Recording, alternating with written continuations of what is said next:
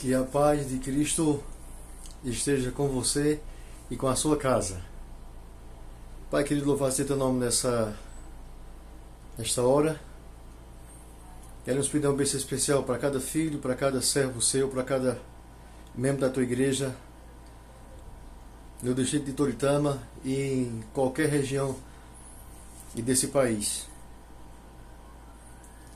Onde estiver agora uma casa, ouvindo a tua palavra através desse vídeo, algum coração, alguma mente, algum filhinho que esteja precisando do Senhor, que ele seja alcançado nesta hora. Ilumina para termos uma compreensão clara da tua palavra, em nome de Cristo, nosso Salvador. Amém. Amém. Meus queridos, é um prazer voltar a falar com vocês. Gostaria que fosse pessoal, mas hoje carece ser através do vídeo. Eu convido você, por bondade, a abrir a sua Bíblia na carta de Paulo a Tito, capítulo 2, e os versos 11 até o verso 14. O apóstolo Paulo tem assuntos na Bíblia que ele domina como ninguém: justificação, reconciliação e a graça de Deus. São assuntos que Paulo lida com muita sabedoria divina. Hoje vamos tratar um pouco a respeito da graça de Deus. Na carta a Tito, ele faz algo que não costumava fazer em outras cartas, quando a escrevia. Algumas cartas, primeiro ele ensinava a doutrina, a sustentação teológica para a igreja, e depois o que a igreja deveria fazer, os deveres da igreja, do cristão. Aqui ele inverte isso. Ele primeiro mostra os deveres das pessoas, para depois então dar a teologia, a doutrina. Se você observar a partir do verso 1 do capítulo 2 de Tito, ele fala os deveres dos homens, das mulheres, dos jovens. E só então é que depois ele apresenta a doutrina, a sustentação teológica. Paulo, eu preciso dar um tema a esta mensagem: a graça de Deus, o fundamento para uma vida santa. Repito, a graça de Deus, o fundamento para uma vida santa.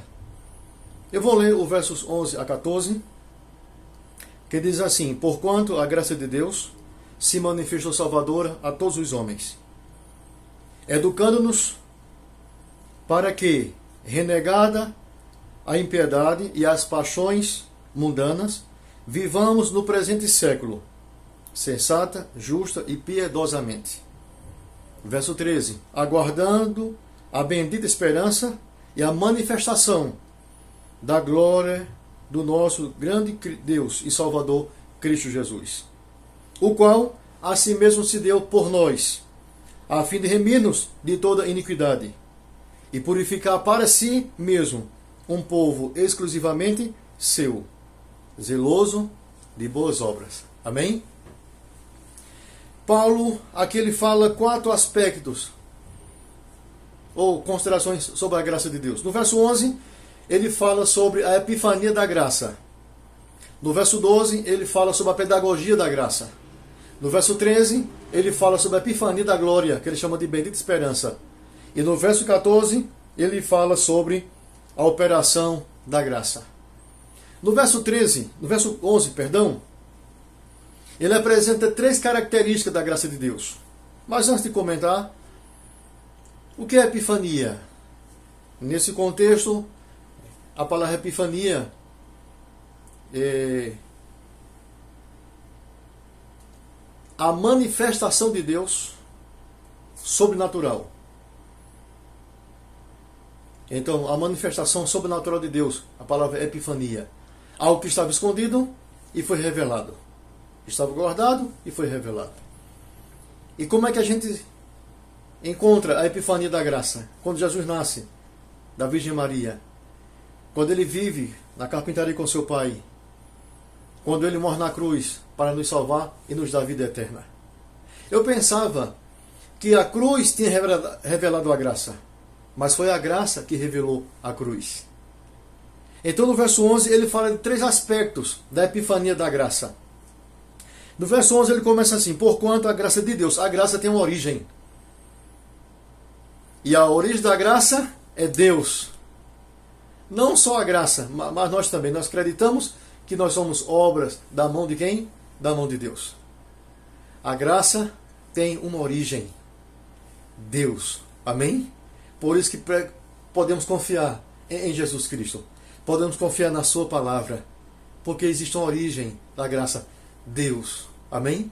Mas ainda no verso 11, fala também sobre qual é a natureza da graça. Aí diz o verso 11: porquanto a graça de Deus se manifestou salvadora. E aqui eu quero me demorar mais alguns minutos. A graça não veio destruir você. A graça não veio condenar você e a mim.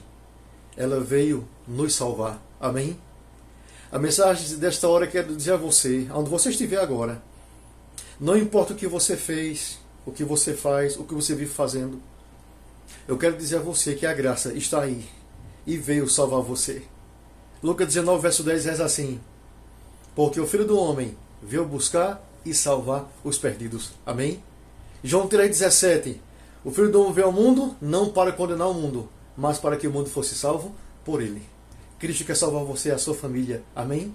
Onde você estiver agora, não importa até onde você desceu, até onde você foi, até onde o pecado mergulhou você, eu quero dizer a você que a graça está aí presente, porque ele veio salvar você. Amém?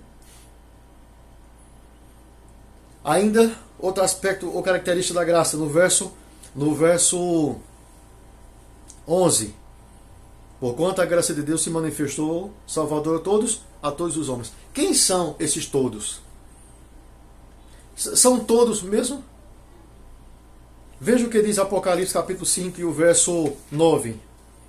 E entoavam um novo cântico dizendo: digno és de tomar o livro e de abrir-lhes os selos, porque fostes morto e com o teu sangue comprastes para Deus os que procedem de toda tribo, língua, povo e nação. Amém? Quem são esses todos? Os que foram comprados com o sangue de Jesus Cristo. Nós pertencemos a Deus de duas formas. Primeiro, por criação. E segundo, por redenção. Ele nos comprou com o seu sangue. Amém? Todo aquele que aceita Cristo como Salvador, que entrega a vida e o coração a Cristo, são comprados pelo precioso sangue de Jesus Cristo. Amém? Então a graça tem uma origem em Deus. A sua natureza é salvadora. E a sua extensão, todos aqueles que aceitam Cristo como Senhor e Salvador. A graça de Deus está sendo oferecida a você. Abra seu coração. Deixe Deus fazer parte da sua história e da sua vida. Faz quanto tempo que a graça de Deus tem andado atrás de você, tentando resgatar você, trazer você de volta para a casa do Pai. Interessante é que no verso 12, Paulo fala sobre a pedagogia da graça.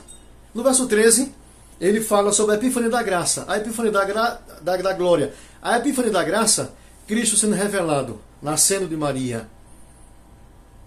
Uma manifestação sobrenatural. E no verso 13, ele fala sobre a epifania da glória, que é uma referência à volta de Cristo.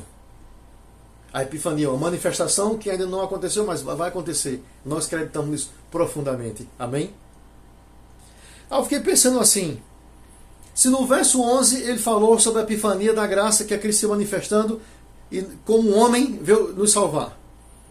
E por que logo no segundo, então no verso 12 ele não fala e sobre a epifania da glória, que ele chama de bendita esperança? Então Cristo veio e ele vai voltar. Mas ele faz um intervalo entre o verso 11 e o verso 13. Para nos ensinar o quê? Leamos por bondade o verso 12. Educando-nos para que, renegada a impiedade e as paixões mundanas, vivamos o presente século, sensata, justa e piedosamente. Em outras palavras, Paulo quer dizer o seguinte, e é uma notícia boa: a graça é educadora, a graça de Deus é pedagógica. E a notícia boa, nessa hora, nesse momento, é que nessa escola da graça tem lugar e vaga para todo mundo. As aulas já começaram. Dá uma passadinha por lá. se matricule. Aquilo que seu pai e sua mãe não conseguiu fazer por você, na escola da graça, o Mestre Jesus Cristo fará na sua vida. Eu não sei quanto tempo seu pai, sua mãe, quem sabe seus irmãos e amigos têm tentado levar você pelo caminho e da salvação da vida eterna e você nunca prestou atenção. E se prestou foi do seu jeito. Eu quero acreditar que nesse momento você tem um tempinho a mais. Aquilo que os seus pais e a igreja não conseguiu fazer por você. Dá uma entrada na escola da graça. Se matricule lá. Porque Deus pode. É com você que eu estou falando mesmo. Deus pode, através da sua vida, se você der uma chance a Ele, abrir o seu coração, aquilo que os pais, o pastor e a igreja não podem fazer, a graça pode. Se matricula. Você é esposo. Faz quanto tempo mesmo que a sua esposa aguarda essa conversão, essa transformação de vida? Deus quer salvar você e a sua casa. Deixa Ele entrar na sua vida. Deixa Ele fazer parte da sua história. Agora, o que me chama a atenção no verso 12 é o seguinte. Antes de fazer o bem, ou deixar de fazer o que é errado, fazer o que é certo, Ele pede para você deixar de fazer o que é errado. Antes de começar a praticar o bem, deixe de praticar o mal. Abandone as paixões mundanas. A impiedade e as paixões mundanas. Impiedade é um relacionamento incorreto com Deus. É você procurar de alguma forma, ou através até da teologia, contrariar Deus e a sua palavra. Paixões mundanas é esse desejo carnal, essa lascívia, esse desejo sexual, essa tendência para o mal, para fazer as coisas erradas. Agora, tremendo essas três palavras. Depois que você abandonar a impiedade, as paixões mundanas, aí você vive uma vida sensata, justa e piedosa. O que é uma vida sensata? É um correto relacionamento com você mesmo. É você ter autodisciplina, é você ter autocontrole, é você saber dizer não. Vida correta com você mesmo é reconhecer seus erros, reconhecer seus pecados e permitir que Deus transforme, entre e invada a sua vida. Viver uma vida justa é você viver um correto relacionamento com o seu próximo. Não querer ser melhor, não querer ser mais importante do que ninguém. E para alcançar alguma coisa tem que passar por cima de alguém. E uma vida piedosa é colocar Deus no lugar certo na nossa vida, no nosso coração. Deus está convidando você, está chamando você para você viver uma vida sensata, um correto relacionamento com você mesmo. Uma vida justa, um correto relacionamento com o seu semelhante. E uma vida piedosa, um correto relacionamento com Deus. É como que Paulo estivesse dizendo assim: você precisa viver um correto relacionamento para dentro, para fora e para cima. Muitas vezes não temos um correto relacionamento com nós mesmos, porque não buscamos Deus em primeiro lugar. Às vezes não temos um correto relacionamento com o nosso semelhante, porque não colocamos Deus em primeiro lugar. Dê uma chance a Deus. Ele pode transformar você e a mim. Na escola da graça, esse professor pode fazer coisas tremendas.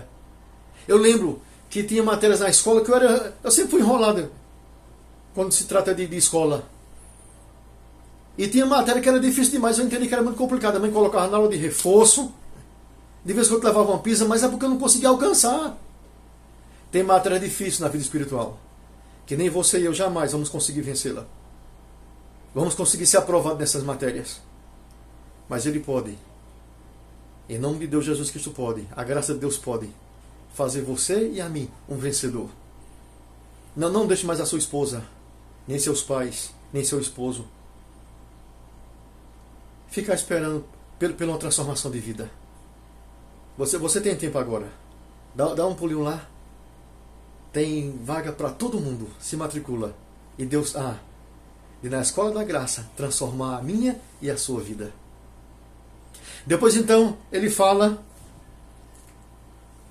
da epifania da glória, que ele chama de bendita esperança.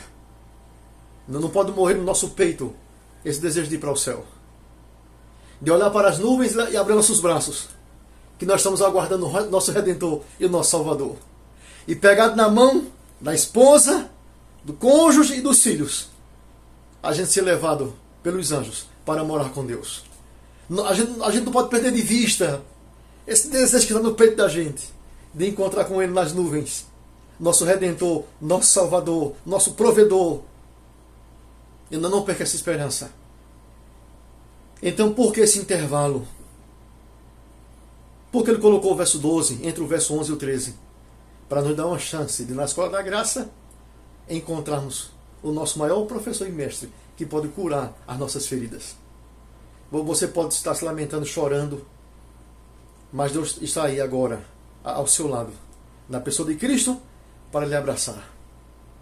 Eu pensei assim, então, não carecia Paulo dizer mais nada. Ele podia encerrar com a volta de Cristo e no verso 13. Mas para Paulo não tinha sentido. A graça sem compromisso, a graça sem visão e a graça sem missão. Não tem sentido para Paulo. Você foi salvo por Cristo e pronto. Não. O que é que Paulo entendia? Que essa graça que alcançou ele tinha que ser repartida, tinha que ser dividida. Muita gente tinha que conhecer o que Deus operou na vida dele. Então, se a graça de Deus alcançou você, e você pode ser um instrumento dele em qualquer hora, agora e em qualquer momento da história. Leamos o verso 14. O qual assim mesmo se deu por nós, a fim de remir-nos de toda iniquidade e purificar para si mesmo um povo exclusivamente seu, zeloso de boas obras. Aqui no verso 14, Paulo fala sobre a operação da graça. E três coisas importantes que Paulo fala aqui: o presente da graça, o propósito da graça e o objetivo da graça. Três coisas importantes. O presente da graça está no começo do verso. O qual assim mesmo se deu por nós.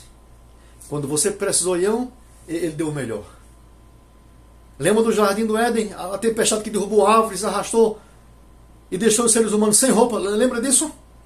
Deus foi lá no baú e ele pega o que ele tem de mais caro, o que ele tem de mais precioso, o que ele tem de mais valioso, o que ele tem de mais importante e deu: Jesus Cristo. Quando precisamos, o céu deu o que ele tinha de melhor. Então, quando você for dar alguma coisa para Deus, o seu tempo, o seu coração, a sua mente, o seu dízimo, a sua oferta, dê o melhor. Porque quando eu precisei, quando você precisou, ele deu o melhor que ele tinha: o seu Filho Jesus Cristo. Amém? Não jogue no lixo e não jogue fora o que o Senhor lhe deu de graça. Amém? Mas ele fala também sobre o propósito da graça, o qual assim mesmo se deu por nós, a fim de remir-nos de toda iniquidade e purificar para si mesmo um povo exclusivamente seu. Essa palavra remir, a ideia no grego é do pagamento de uma dívida. Bom, você tem uma conta, uma dívida, você não pode pagar. Eu pago, disse Cristo. Eu assumo a sua dívida. Agora tem uma coisa: eu assumo a sua dívida e o desejo é que você seja só meu. Para você ser só meu, um povo exclusivamente meu, eu preciso purificar você. E é nessa hora que muita gente não aceita, muita gente não concorda com Deus. Tem alguma coisa na sua vida que precisa ser purificado? Tem alguma coisa na minha, na sua vida, que precisa passar pelo processo de purificação? Tem alguma mancha que precisa ser purificada? Tem alguma sujeira que precisa ser purificada? Tem algum lixo que precisa ser removido? Deus quer purificar a sua vida, quer purificar a minha vida, para a gente pertencer somente a Ele. Amém? E ele acrescenta aqui, no finalzinho do verso 14, purificar para si mesmo um povo exclusivamente seu, zeloso de boas obras. Essa palavra zeloso no grego é a palavra zelote, e a ideia aqui é de você ser apaixonado e entusiasmado. Ter paixão pelas coisas de Deus. Ser entusiasmado pelas coisas de Deus. Você não devolve um dízimo, você não dá uma oferta, você não vai para um pequeno grupo, você não faz uma classe bíblica por obrigação, você faz com paixão. Porque um dia ele alcançou você. Ele quer alcançar você nessa tarde. Você tem que ir à igreja e ter feito as coisas para Deus por obrigação. Ele quer que você faça isso por paixão. Ele quer que você faça isso por entusiasmo. Seus vizinhos, seus amigos, a sua família quer ver que você adora a Deus com paixão e com entusiasmo. Deus está chamando você agora, onde você estiver. Ele quer pegar na sua mão através da graça dele na pessoa de Jesus Cristo. Não importa se você está em casa, não importa se você está no hospital, não importa se você está trabalhando, onde você estiver agora, a graça está do seu lado. Aceite Jesus Cristo. Deixe Ele fazer parte da sua vida. Muita picuinha na minha e na sua vida serão resolvidas se entrássemos na escola da graça e deixássemos que o Mestre e Professor Jesus Cristo nos ensinasse a trilhar o caminho da vida eterna. Eu quero que nessa hora o céu se faça presente na sua casa e na sua vida. Não importa quem você é e nem o que você faz, nem o que você vive fazendo. Eu quero dizer a você que o que Deus tem de mais caro, o que Deus tem de mais precioso, o que Deus tem de mais valioso é você. Não é o seu dinheiro, nem as coisas que você tem. É você, porque você é filho dele. Não quer você agora abrir o seu coração para Jesus entrar na sua vida? Feche os seus olhos. Pai querido, eu tenho muito que lhe agradecer. O meu pai faleceu há alguns anos atrás. Nós somos 15 irmãos. Pai não deixou nada para a gente. Nenhuma herança material. Mas o que era mais caro, o que era mais precioso, o que era mais valioso, Ele deu. Jesus Cristo.